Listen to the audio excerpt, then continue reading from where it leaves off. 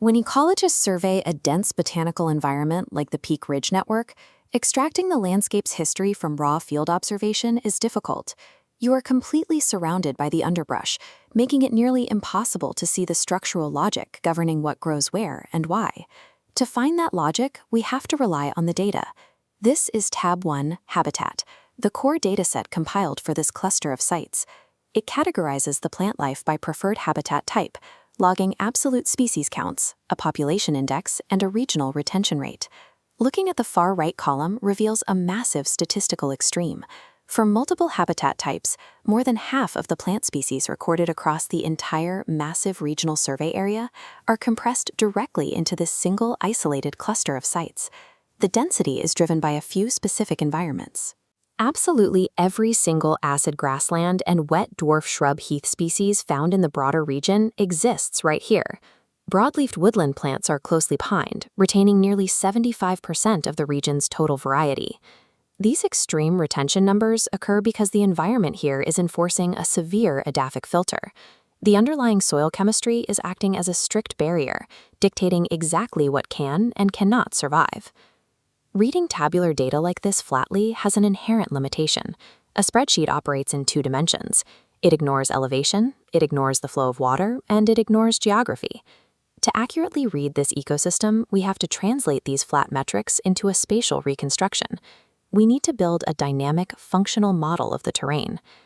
The physical boundaries of the Peak Ridge Network plunge from high-elevation ridges like Muttermore and Firebeacon Hill straight down into deep valley floors like Delderfield. By pinning specific rows of our data table directly to their exact topographical coordinates, we can reverse engineer the biological history of the landscape. To understand why these highly specialized species survived here in such numbers, we must map the data against the physical elevation gradients and the chemistry of the soil.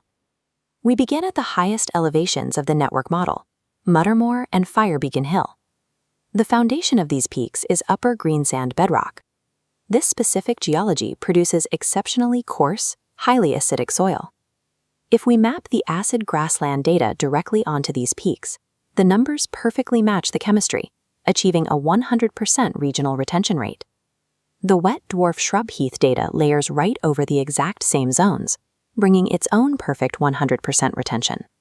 We cap this high elevation zone by adding the conifer plantation species, completing the dominant canopy of the acidic plateau. Shifting focus to the population index column reveals a secondary metric. These plants score a 4.0, classifying them as common. In a harsh, acidic environment, survival requires total dominance. That index is driven entirely by highly aggressive species, bell heather, purple moorgrass, and gorse, which saturate the soil and easily outcompete rarer, more delicate varieties. There is only one minor statistical anomaly in this high-elevation data block. The dry dwarf shrub heath row sits at 96.6%, rather than a perfect 100.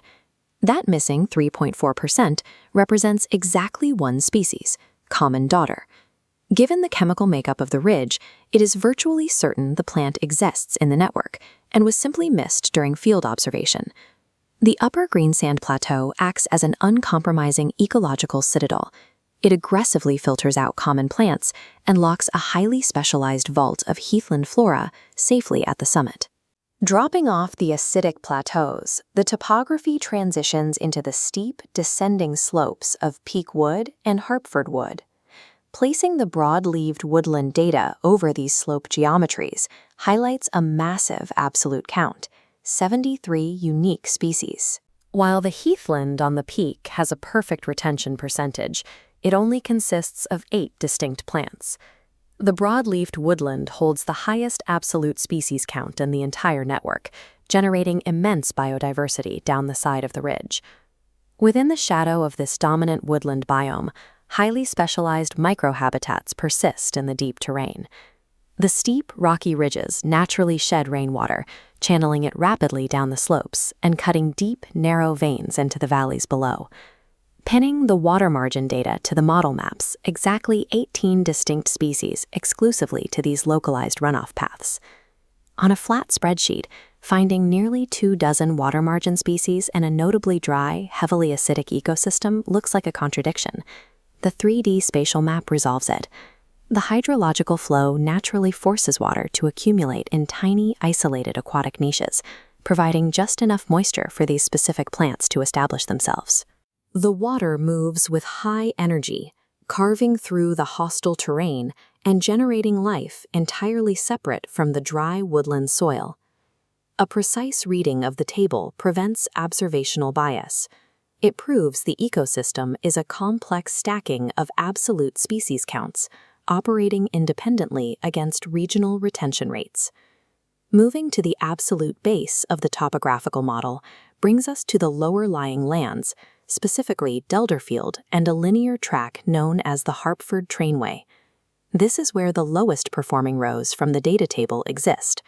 Species associated with cultivated and disturbed land and built-up areas register at just 43%.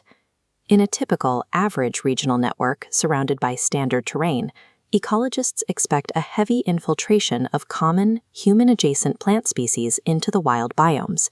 Here, the data shows a severe void. The distinct absence of common agricultural weeds and crop-adjacent flora indicates that human development largely bypassed the interior of this network. The extreme slopes and the toxic acidity of the high topsoil made farming physically impossible, resulting in a state of terrain-driven anthropogenic isolation. The few disturbed land species that do register in the data cling exclusively to the footprint of the disused Harpford Railway track. These human-adjacent species are entirely restricted to this specific engineered boundary. Even with active farmland sitting immediately on both sides of the route, the weeds are unable to penetrate the steep woodlands above. It is a sharp geographical contrast. Untouched climax communities holding the high ridges, bordered by a narrow, localized strip of human interference at the floor. Today, even that limited boundary is slowly being reclaimed by the surrounding ecology. The geographical hostility of the Peak Ridge actively repelled agricultural homogenization. By keeping the plows out, the terrain accidentally preserved the network's specialized habitats. Pulling back, we can view the entire ecological architecture of the Peak Ridge model. The zones are distinctly interconnected. An acidic citadel at the top, populated wooded slopes directly beneath, aquatic veins cutting through timber, and an isolated human track circling the perimeter. Here, topsoil chemistry dictates the highest elevations. Below, hydrological flow dictates the hidden microhabitats, and severe topography dictated the lack of human agricultural history. When we deconstruct the topographical model and return to the spreadsheet, the numbers carry a completely different weight. Accurately interpreting field data requires moving well beyond a mere species inventory. A dense data table is a precise three-dimensional representation of topsoil chemistry, water dynamics, and human history.